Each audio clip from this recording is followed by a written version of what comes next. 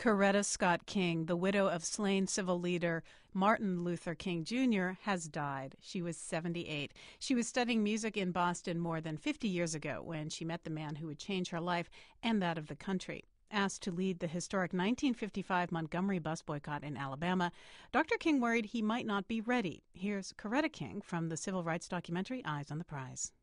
Martin said, well, I'm not sure I'm the best person for this position since I'm new in the community.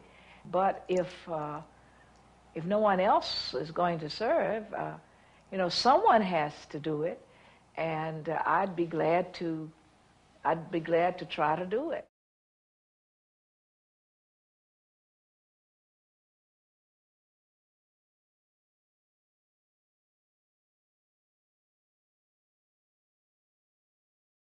I understood what Martin Luther King stood for, and I felt that Martin himself was the noble example of what human beings could achieve, and I was hoping that we could raise up younger generations of people who would follow in Martin Luther King Jr.'s methods, principles of nonviolence and methods to bring about social change and to create the beloved community that he envisioned.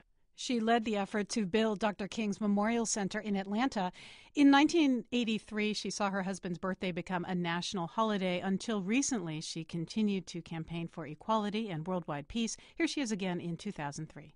Martin made his words credible with action as he protested against the war in Vietnam.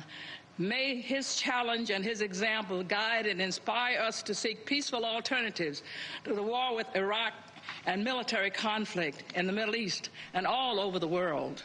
Coretta Scott King suffered a stroke.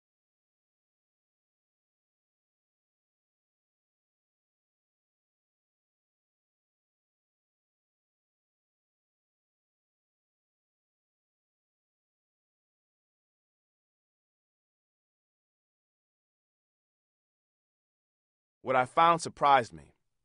When the Southern Christian Leadership Conference was founded and named Martin Luther King Jr. as its first president, their coffers were far from flush, particularly given the task they set for themselves, the dismantling of Jim Crow segregation. They had little money for staff, little money for travel, little money for bail if they needed it. Coretta Scott King stepped into the gap. Before Mrs. King married Martin, she was a classically trained performer who had the skills to become a concert hall singer in the mold of a Kathleen Battle. When the SCLC needed money, it was Coretta Scott King who came to the fore, organizing a series of freedom concerts telling the story of the civil rights movement through a combination of prose, poetry, and performance.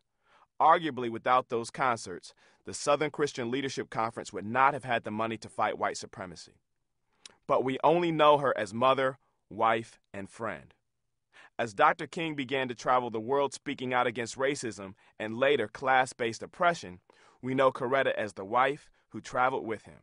Mrs. King, though, was a powerful orator of her own. She was the first woman ever invited to give the Class Day address at Harvard University. She was the first woman to preach at a statutory service at St. Paul's Cathedral in London. And even before Dr. King spoke out against the Vietnam War with speeches that sound like they could have been delivered today, Coretta was a staunch advocate of a peace that knew no international borders.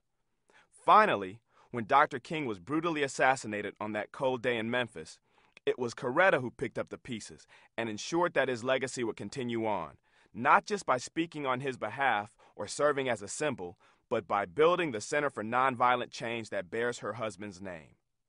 I appreciate the work of the various male leaders that we routinely valorize and celebrate, whether it be Dr. King, Malcolm X, or Medgar Evers. But the way we celebrate their lives and that of their wives in passing needs to be rethought. Coretta Scott King was a valiant heroine in her own right. She was more than just a mother, more than just a comforter. She was an organizer and a fighter.